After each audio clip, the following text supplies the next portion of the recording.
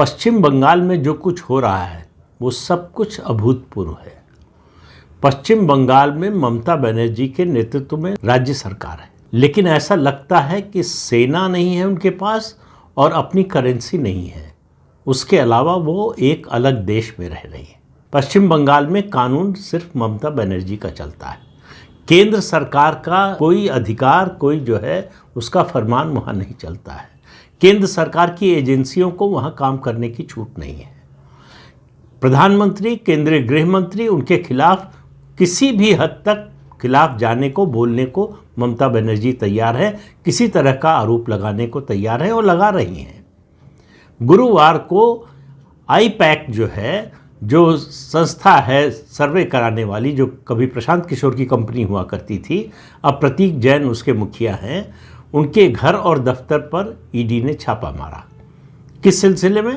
Eastern coal field में जो कोल घोटाला हुआ उसमें मनी लॉन्ड्रिंग जो हुई है उसके आरोप में ममता बनर्जी को पता चला और वो दल बल के साथ वहाँ पहुँच गई। उनके साथ पहुँचे कोलकाता के पुलिस कमिश्नर और उसके बाद पश्चिम बंगाल के डीजीपी राजीव कुमार। अब ईडी ने पहली बार, ये आपको बता रहा हूँ कि 1947 या कहें आप 1950 में जब संविधान बना उसके बाद से ये पहली बार हुआ है किसी केंद्रीय एजेंसी ने किसी मुख्यमंत्री के खिलाफ एफआईआर कराई है।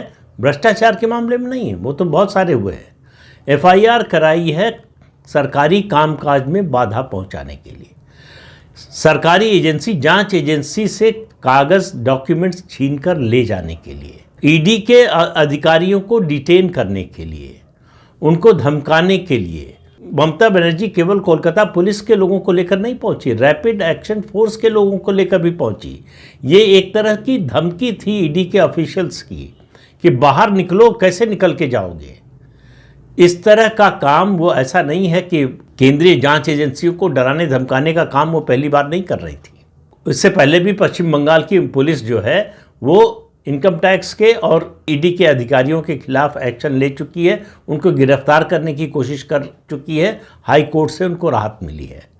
ये सब कुछ हो चुका है, लेकिन पहली बार मुख्यमंत्री सीधे खुद गई हैं।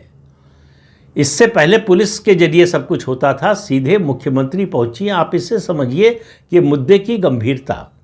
और वो कौन से डॉक्यूमेंट थे, जो डॉक्यूमेंट और उसके अलावा इलेक्ट्रॉनिक एविडेंस जो वहाँ से लेकर गई, उनमें ऐसा क्या था?